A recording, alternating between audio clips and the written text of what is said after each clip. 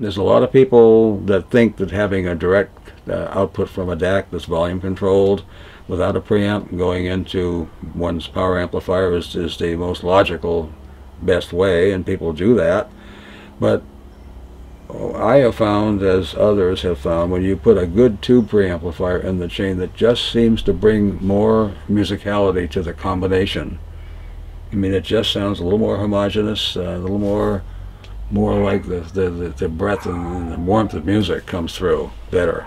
But there's a quality that the music has, you know, that not having that preamp in the chain, it becomes more sterile. In the BHK signature preamp,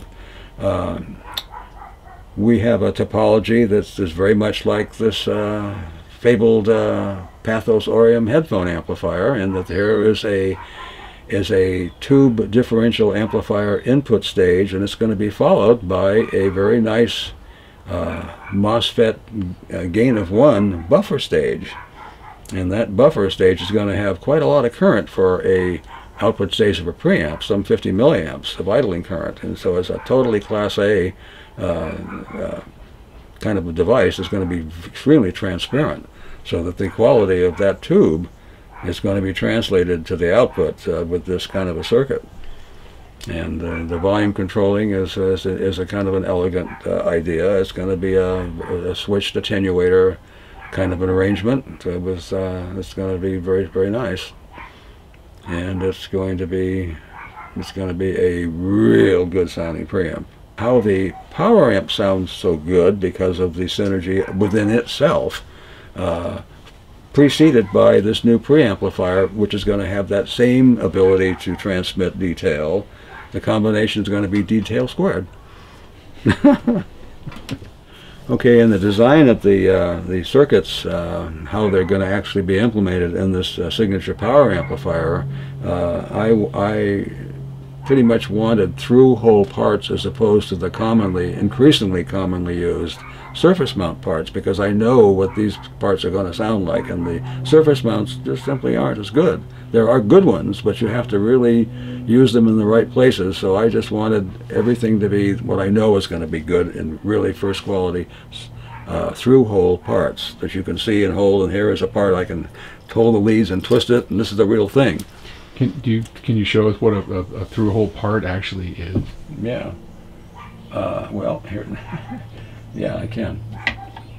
Here is one of my numerous breadboards that I design circuits with, and something like this little resistor here. This is a half or quarter watt resistor that has leads on it. This is a real kind of a part that you put on a circuit board through holes, and you solder it on the back side of the board. And that is a common type. The surface mount parts are little tiny rectangles that have solder on both ends of them, and the way they're put on a circuit board is a totally different way. You know, they heat the poor circuit board up, you know, in a big hot solder bath and blast it. Oh man, I wouldn't like that if I was a surface mount part. Anyway, I think that I just simply wanted it built the way I know is going to be the best. Oh yes, I have a lot of experience with cables. I don't like the fact that they make differences, but early on, you know, I've got a lot of cables, and my friend John McInnes got a whole damn room full of them that he's, you know, bought and sold, and I've got some of them that I use. But the most recent experience with cables, well, actually, going back, way back, Infinity used monitor.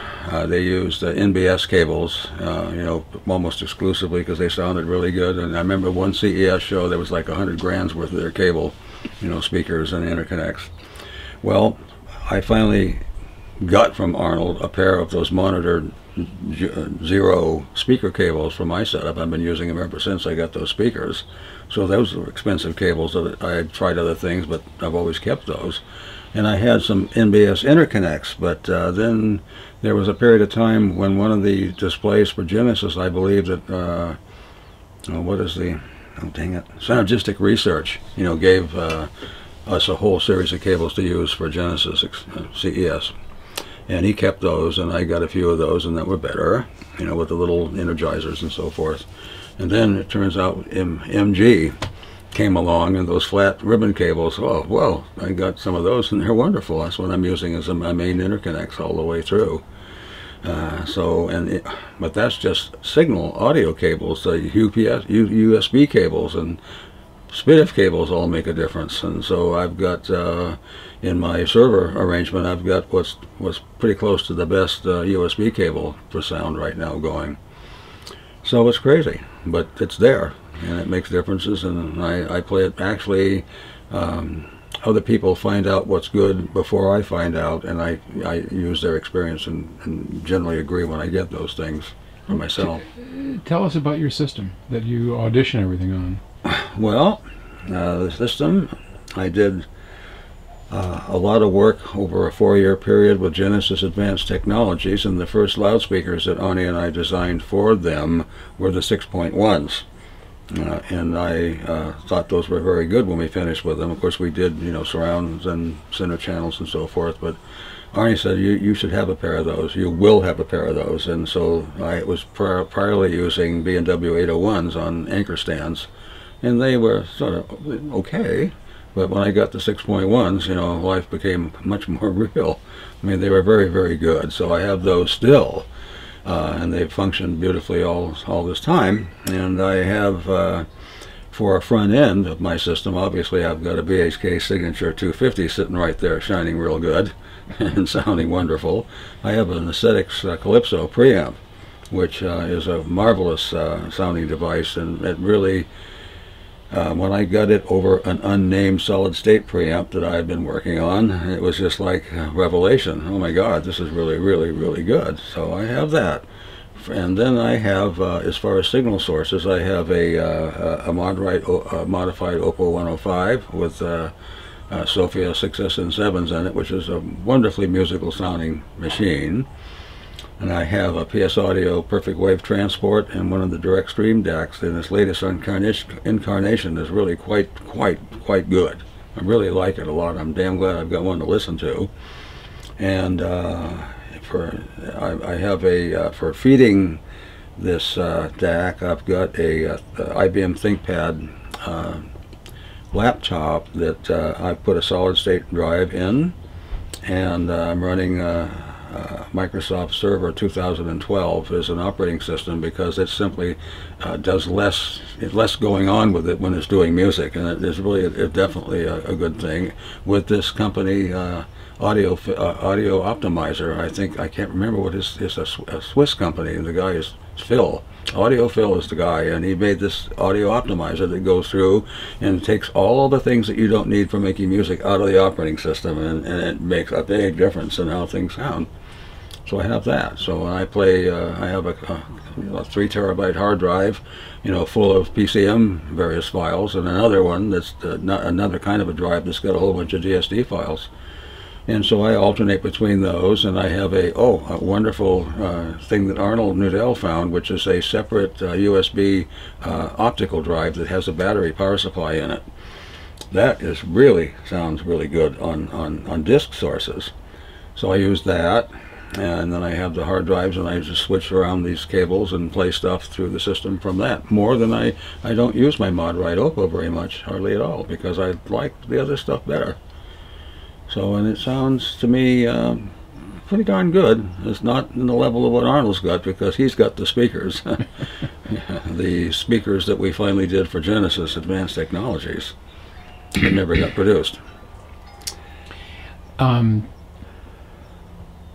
you share with us any of your first impressions on listening to the BHK?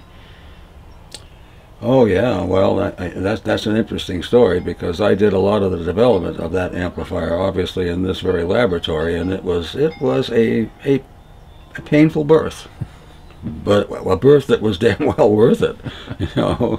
It's a matter. When I first got it really working in my system, I was just amazed. Oh boy, this sounds really wonderful, open and transparent, and what a thing that we created here. It's wonderful.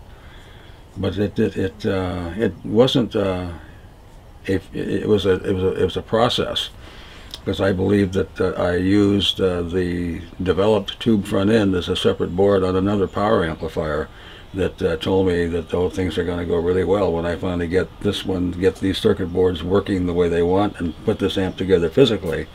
Matter of fact, when I first got it going, it didn't have the normal microprocessor on sequencing for it at all. I would turn on the power switch and the output stage power supply came on. The tubes would warm up, but I had a actual switch that shorted the outputs of the tube stage so it wouldn't make a big pop when it came on. When it's all ready to go, I'd flip the switch and away it went. And so that's how I first got it running. And I finally, said, okay, Stather, how do I get this microprocessor going? I've got the chip. He said, well, put it in there and hook it up, and boom, it all worked just right off the bat.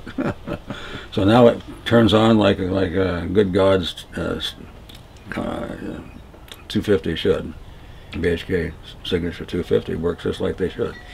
What kind of music do you listen to when you do evaluate? Oh, I do a lot. I've got all kinds of different kind of files. I like country and western. I like, a lot of classical guitar music. I play it. I listen a lot for that. But a lot of classical music and some, not a whole lot of current popular stuff, but there are certain things that appeal to me that I like. I mean, some of these pieces on the Sumiko demo disc that I got from Paul McGowan are awfully good, and just a wide variety of different things. And lately I'm starting to listen on my system playing the Classics online HD streaming service, which can actually stream things higher than CD resolution. And I play that out of my Apple iPad into my Airport Express into the direct stream DAC. I don't even need the Remedy reclocker for that. It works perfect. It sounds pretty darn good. So I keep listening to different albums. This is a source of so many classical albums that you could never listen to them all in your lifetime. And some of them are really good. Oh, let's try this one. Holy shit, this is wonderful. There is a number of DSD recordings that the San Francisco Symphony did of Mahler symphonies, and those are very, very good recordings. And I've used specifically more than any of the opening passages from Mahler's Third.